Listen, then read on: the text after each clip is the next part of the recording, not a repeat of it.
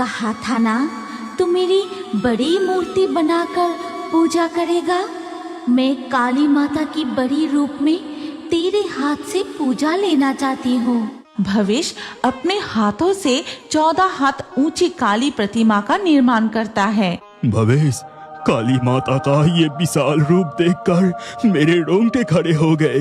भवेश, हमारे घर लौटने में बहुत देर हो गई। चारों तरफ कितनी अंधेरा है, मुझे बहुत डर लग रहा है। कुछ नहीं होगा, डर मत। काली माता की नाम जपते हुए आगे बढ़। जो भी हो, मेले में राधा कृष्ण की प्रतिमाएं कितनी विशाल विशाल आकार की थी।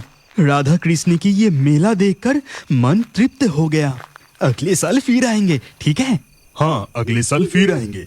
अगर हम काली माता की ऐसी बड़ी मूर्ति बनाएं तो कैसा रहेगा? वाह, काली माता के पूजा में ऐसे बड़ी काली माता की प्रतिमा बनाए तो सब लोग देखते रह जाएंगे। चारों दोस्त बातें करते हुए जंगल के भीतर शमशान के रास्ते से नदी के घाट की ओर बढ़ने लगते हैं। तभी एक बरगद के पेड़ की डाल पर इतनी रात को इस रास्ते से कौन जा रहा है? लगता है बिल्कुल भी डर नहीं है।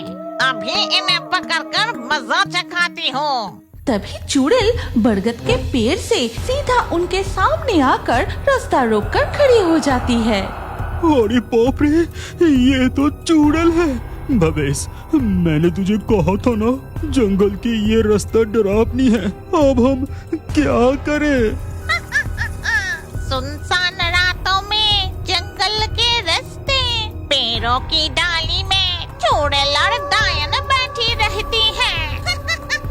तभी चुड़ैल हाथ बढ़ाकर गदाई को पकड़ लेती है। इस हालात में और कोई उपाय ना देखकर भवेश जोर जोर से माँ काली का मंत्र जपने लगता है। ओम काली माता की नमः, ओम चामुंडाय नमः, ओम काली माता की नमः, ओम चामुंडाय नमः। चुप कर तू, मैं इसे अभी छोड़ देती हूँ। यहाँ से चली जाती हूँ, चुप कर। ये कहते ही चुड़ैल तुरंत वहाँ से गायब हो जाती है। फिर तीनों दोस्त नदी की ओर चलना शुरू करते हैं। हमारे पीछे पायल की आवाज, फिर से हमारा कोई पीछा कर रहा है। सावधान, कोई पीछे मत देखना, बस चुपचाप चलते रहे। कोई भी पीछे मुड़कर नहीं देखते।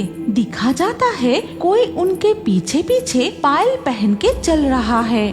इसके बाद जब वो तीनों दोस्त चलते हुए नदी के घाट तक पहुँचते हैं, अरे अब वो पायल की आवाज नहीं आ रही। चारों दोस्त पीछे मुड़कर देखते हैं कि वहाँ कोई नहीं है, सिर्फ एक गुड़हल का फूल पड़ा है। और उन्हें देखकर नाव वाला कहता है, क्या बाबू लोग, इस सुनसान रातों में तुम लोग कहाँ से आ रहे हो? कहाँ जाओगे? राधा कृष्ण की मेला देखने गए थे, नैहाटी जाएंगे। उधर जंगल की रास्ता काफी डरावनी है। रास्ते में कोई दिक्कत तो नहीं हुई? जो भी हो, देर मत करो, नाव पर चढ़ जाओ जल्दी। फिर नाव वाला नाव चलाने लगता है और वो तीनों नाव वाले को सारी घटना बताने लगते हैं। वो और कोई नहीं था, काली माता थी। काली माँ ही तुम्हारी रक्षा की। जय माँ काली, जय माँ काली। इसके बाद लगभग 1 साल बीत जाता है। ऐसे ही एक दिन सुबह चाय की दुकान पर चारों दोस्त काली पूजा की योजना बनाने लगते हैं। भवेश, काली माता की पूजा आने ही वाला है, हमें अब काम शुरू कर देना चाहिए। हाँ, शुरू तो करेंगे, लेकिन मेरे पास ज्यादा पैसा नहीं है। कैसे पूजा होगी पता नहीं। भवेश, तू चिंता मत कर, हम सब है ना, सब इंतजाम हो जाएगा। हाँ, अरे हम पड़ोसियों से चंदा मांगेंगे, तू चिंता मत कर। नहीं गदाई, ये मेरे घर की पूजा है, पड़ोसियों से हम चंदा नहीं लेंगे। फिर उस दुकान से चाय पीने के बाद चारों दोस्त अपने अपने घर लौट जाते हैं। भवेश बेटा, कुछ काम मिला क्या? कुछ ही दिनों में काली पूजा है, पूजा के लिए पैसे कहाँ से मिलेगी? कई कारखानों में काम की तलाश की, लेकिन सब वही एक बात करते हैं, अभी काम नहीं है। हे काली माता, मेरे बेटे के लिए कुछ काम का इंतजाम कर दो। इस गरीब के लिए कुछ उपाय कर दो माता।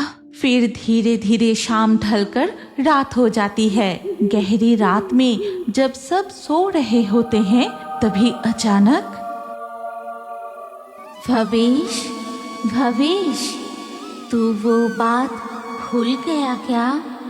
कहा था ना तू मेरी बड़ी मूर्ति बनाकर पूजा करेगा। मैं काली माता की बड़ी रूप में तेरे हाथ से पूजा लेना चाहती हूँ। भवेश, भवेश।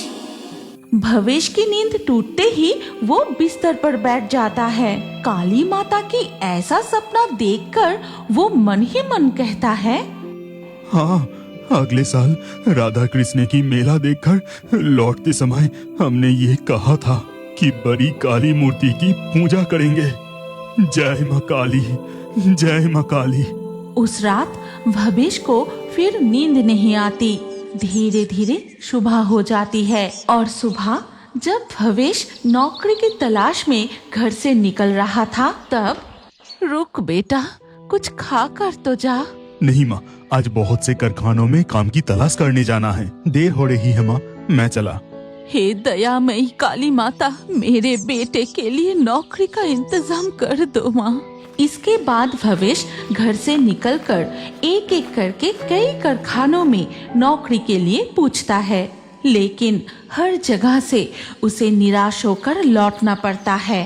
और थककर जब वो एक चाय की दुकान पर बैठे चाय पी रहा होता है तभी एक लड़की उसके पास आती है।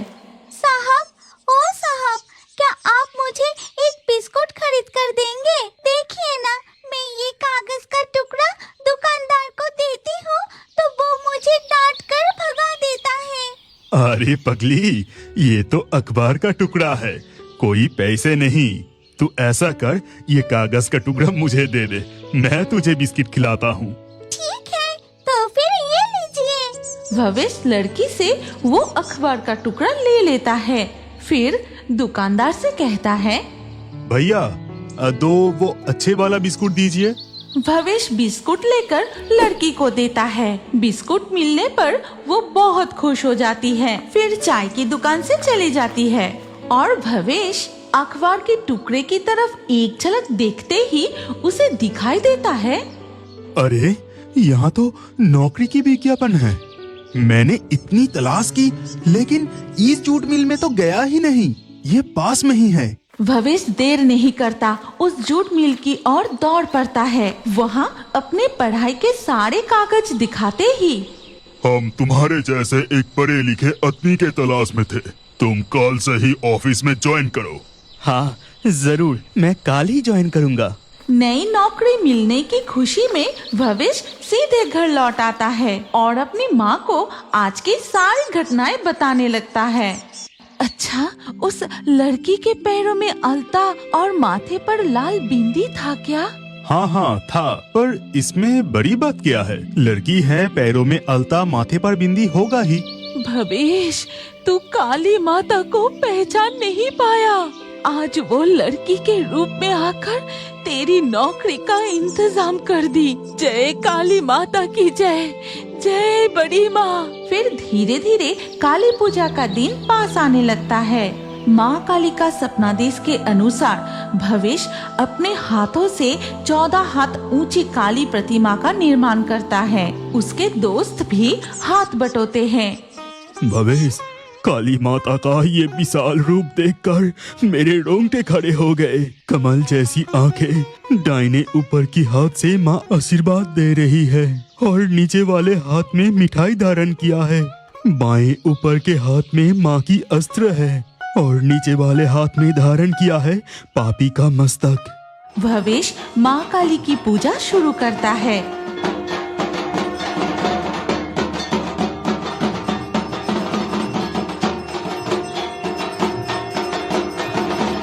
काली माता, माता तुम सचमुच हो। जिस तरह तुमने मेरा काम का इंतजाम कर दिया उसी तरह सबका कल्याण करो। अपने भक्तों को कभी खाली हाथ मत लौटाना। जय काली माता की जय, जय बड़ी माँ की जय, जय बड़ी माँ की जय। इसके बाद से नैहाटी की काली माता की महिमा चारों दिशाओं में फैलने लगती है। दूर दूर से अलग अलग धर्मों के भक्त बड़ी माँ के पास आने लगते हैं। इसीलिए भवेश चक्रवर्ती के परिवार की काली माता की पूजा सभी भक्तों के लिए किए जाने लगे, क्योंकि वो सभी भक्तों की माँ है। इसीलिए बड़ी माँ कभी किसी को खाली हाथ नहीं लौटाती। बड़ी माँ अत्यंत प्रसिद्ध है। सुना जाता है कि काली पूजा के पहले दिन गहरी रात में पायल और सफेद साड़ी पहनकर छम-छम आवाज करती हुई कोई गंगा घाट की ओर जाता है। अगर आप इस कहानी की अगले भाग देखना चाहते हैं तो कमेंट में नेक्स्ट पार्ट जरूर लिखिए और हमारे fairy Toons Hindi Facebook page को अभी फॉलो कीजिए। अगर ये कहानी अच्छी लगी तो लाइक करके शेयर कर दीजिए।